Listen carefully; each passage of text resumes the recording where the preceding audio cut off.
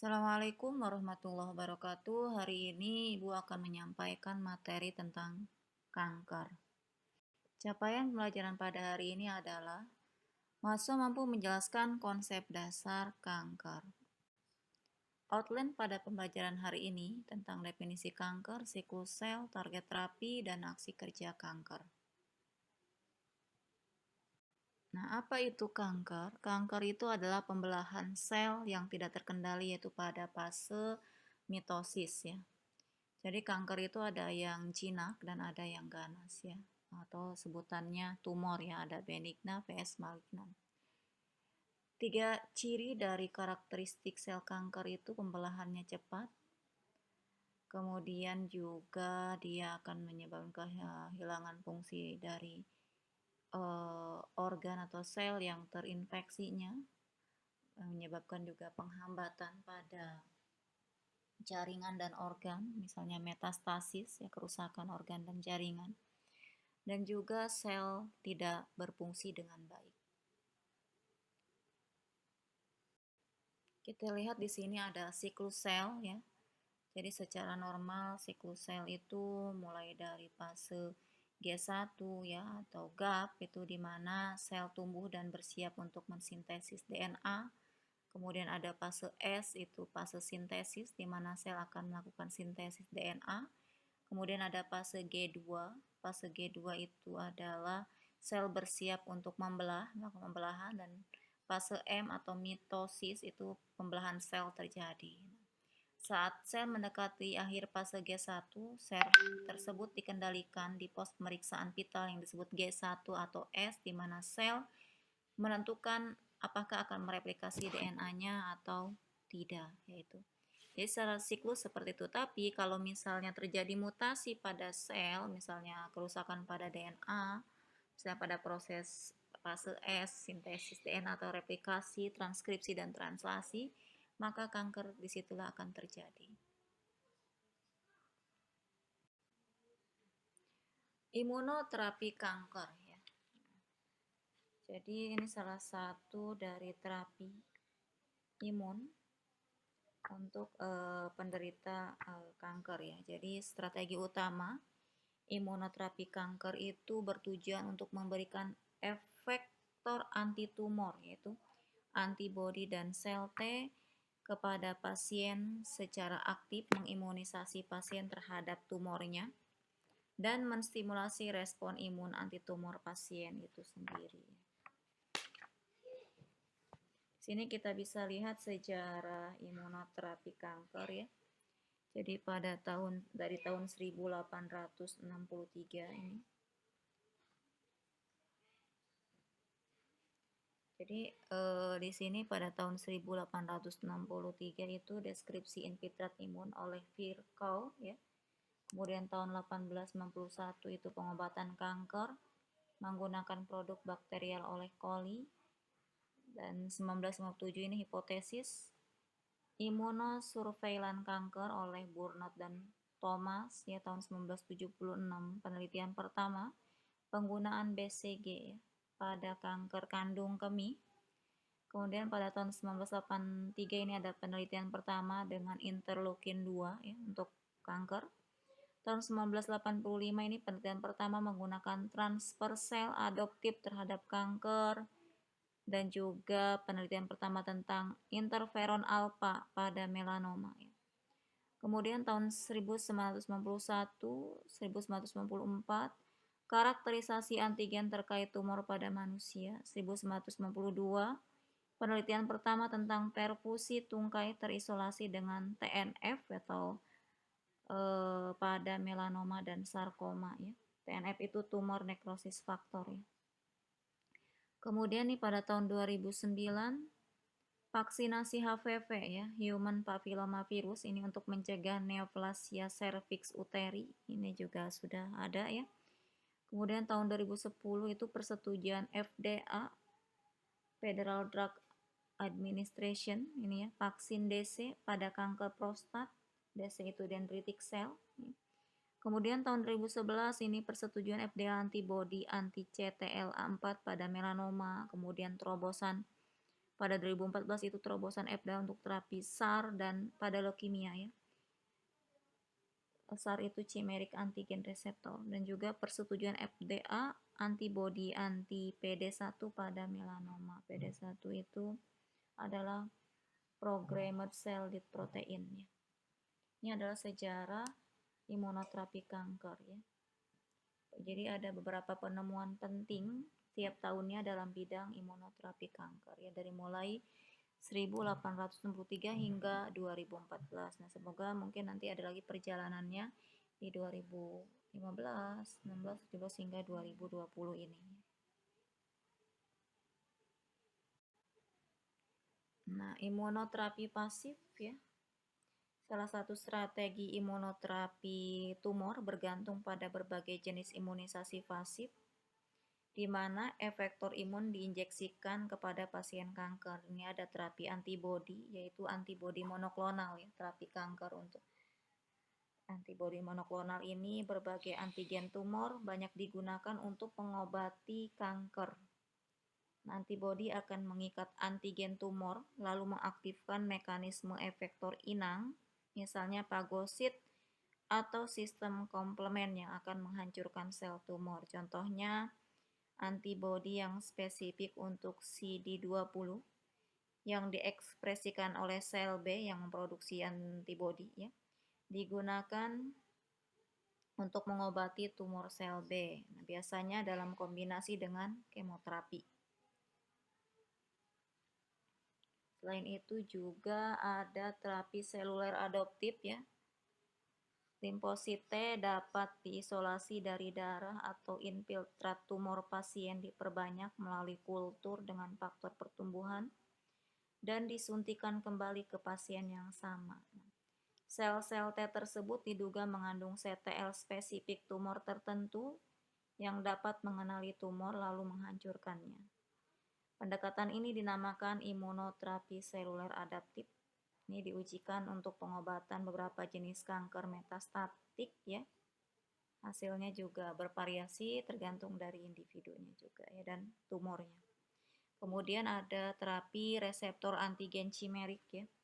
Ini modifikasi terapi sel T yang lebih baru ya. Reseptor antigen chimerik ini mengenali antigen tumor kemudian digabungkan pada domain sinyal intraseluler ya. Secara genetik dimasukkan ke sel T pasien dan sel ini diperbanyak secara ex vivo ya, lalu ditransfer kembali ke pasien tersebut. Nah, terapi tersebut menunjukkan keberhasilan pada beberapa jenis kasus leukemia. Ini adalah jenis-jenis dari imunoterapi kanker. Ini adalah strategi untuk meningkatkan respon imun anti tumor.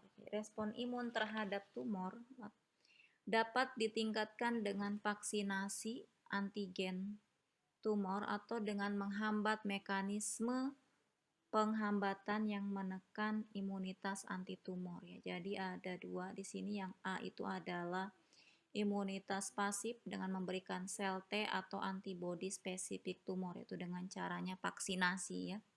Jadi salah satu cara untuk merangsang imunitas aktif terhadap tumor, yaitu vaksinasi pasien dengan sel tumor atau antigen sel tumor dari pasien itu sendiri ya. Jadi sel T itu diambil dari pasien, kemudian dikulturkan, dikembangbiakan. Kemudian juga antibodi monoklonal yang spesifik untuk antigen tumor dimasukkan bersamaan dengan sel T tadi ke dalam pasien kanker, mengakibatkan teraktivasinya sel T tersebut dan bisa membunuh sel tumor. Pengenalan oleh antibodi atau sel T dan membunuh sel tumor. Yang kedua itu dengan memblokade checkpoint, ya, penghambatan checkpoint, yaitu imunitas aktif ditingkatkan oleh blokade molekul penghambat sel T. Nah, di sini antibodi monoklonal spesifik untuk reseptor penghambat. Salah satu contohnya adalah PD1. PD1 itu adalah programmed cell death protein 1 dan CTLA4, cytotoxic T limfosit yang berhubungan dengan protein 4. Pada sel T ditransfer antibodi tersebut ke dalam pasien kanker, akhirnya antibodi tersebut bisa memblokade atau menghambat reseptor inhibitor dan juga bisa mengenali tumor antigen baru. Akhirnya teraktivasi sel T untuk bekerja menghambat dan mengenali antigen tersebut dan serta membunuh sel tumor. Nah, bagaimana induksi respon imun terhadap transplant ya? Untuk menimbulkan respon imun anti jaringan cangkok, alloantigen dari jaringan cangkok dibawa oleh sel dendritik ke kelenjar limfe terdekat. Di sini adalah gambar pengenalan molekul MHC allogenik oleh limfosit T. MHC itu Mayor Histocompatibility Complex. Nah, pengenalan molekul MHC allogenik ini dianggap sebagai reaksi silang di mana sel T spesifik untuk kompleks molekul MHC juga mengenali molekul MHC allogenik yang strukturnya mirip dengan kompleks molekul MHC peptida asingnya. Jadi A ini yang normalnya, ada reseptor sel T, peptida asing, kemudian ada MHC diri. Molekul MHC diri ini menyajikan peptida asing ke sel T yang telah diseleksi untuk mengenali MHC diri dengan lemah, tetapi dapat mengenali kompleks MHC diri peptida dengan baik. Kemudian yang kedua itu proses pengenalan allo atau allogenik. Ada peptida diri dan MHC allogenik ya. Sel T terbatasi MHC diri mengenali molekul MHC allogenik yang strukturnya menyerupai suatu kompleks MHC diri peptida asing. Jadi ada sel T itu dapat mengenali molekul MHC allogenik pada jaringan cangkok yang disajikan oleh sel dendritik donor dalam jaringan cangkok atau alloantigen jaringan cangkok dapat diproses dan disajikan oleh sel dendritik inang. Ya, jadi ada dua jalur penyajian antigen jaringan cangkok ini, ada pengenalan allo langsung dan pengenalan allo tidak langsung. Nah, pengenalan allo langsung ini sebagian besar jaringan mengandung sel dendritik dan pada waktu jaringan ditransplantasikan, sel dendritik akan terbawa oleh jaringan cangkok tersebut. Jadi apabila sel T pada resipien mengenali molekul MHC allogenik donor pada sel dendritik jaringan cangkok tersebut, maka sel T akan teraktivasi. Proses ini dinamakan pengenalan langsung atau presentasi langsung alloantigen. Pengenalan langsung merangsang berkembangnya sel T alloreaktif, misalnya CTL, yang mengenal dan menyerang sel-sel jaringan cangkok. Sementara pengenalan tidak langsung, jika jaringan cangkok atau alloantigen diambil oleh sel dendritik resipien. Alloantigen donor akan diproses dan dipresentasikan oleh molekul MHC diri pada APC resipien tersebut. Proses inilah dinamakan pengenalan tidak langsung atau presentasi tidak langsung.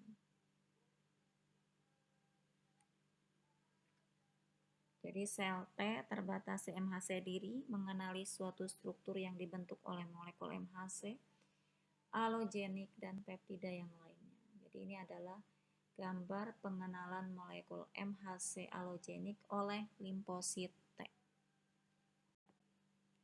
Nah, kanker treatment ya sebenarnya tadi sudah Ibu jelaskan ya, imunoterapi kanker, mungkin ini ada tambahan ya, materi tambahan, yaitu dengan cara pembedahan, ya, terapi radiasi, kemoterapi, hormon terapi, molekular target terapi sistemik ya, misalnya dengan antibodi monoklonal. Juga ada treatment, ada gejalanya, kemudian ada terapi komplementer dan alternatif. Ini adalah jenis-jenis treatment pada penderita kanker ya. Nah, ini salah satu contohnya target terapi ya. Jadi menggunakan obat atau senyawa lain untuk mengidentifikasi dan menyerang sel kanker yang spesifik ya, dengan mengurangi bahaya dari sel tersebut menjadi sel normal. Caranya memblok aksi enzim, protein atau molekul yang menyebabkan pertumbuhan dan penyebaran sel kanker. Cara yang kedua yaitu membantu sistem imun kita untuk membunuh kanker. Ya seperti tadi yang gambar yang sebelumnya tadi yang Ibu jelaskan terkait dengan strategi ya untuk meningkatkan respon imun terhadap kanker. Dan ini adalah sistem treatment yang sistemik ya, direkomendasikan untuk penyakit kanker payudara nih, tipe 1 ya, atau stage 1. Di sini ada luminal A itu dengan estrogen reseptor, kemudian progesteron reseptor ya, Ki67 rendah. Kemudian rekomendasi terapinya nih dengan terapi endokrin ya. Ini pada mayoritas kasus, kebanyakan kasus ini dengan terapi endokrin pengobatannya ya. Itu komentarnya kemoterapi, dilakukan kemoterapi jika meningkatnya tumor tadi ya, jumlahnya lebih dari 4, yang jaringan limpanya 3 atau tinggi ya, atau grade 3. Nah, biasa ditambahkan kemoterapi. Jadi kalau misalnya luminal B-nya itu HER2-nya negatif, ER-nya positif, kemudian Ki67 high atau PR-nya low, ini terapinya endokrin dan kemoterapi. Nah, jadi dilihat dulu ya kondisi kankernya seperti apa. Jadi faktor-faktor Ki67-nya bagaimana, reseptor progesteronnya gimana, ini harus uji laboratorium dulu, baru dilihat rekomendasi terapi yang tepat untuk penderita kanker payudara ini apa. Baik, itu saja materi hari ini dari Ibu tentang kanker dan bagaimana terapi yang tepat untuk kanker dan serta obatnya ya. Silakan untuk membaca lebih banyak lagi itu mekanisme anti kanker, banyak sekali riset-risetnya ya. Bahkan juga sekarang sudah ada riset tentang mekanisme anti kanker pada kasus yang resisten. Nah, itu juga ada. Silakan untuk memperkaya tentunya baca riset-riset orang lain ya tentang kanker. Baik, itu saja materi dari Ibu hari ini. Terima kasih, mohon maaf apabila ada kesalahan dan kekurangan. Sampai bertemu di pertemuan selanjutnya. Wassalamualaikum warahmatullahi wabarakatuh.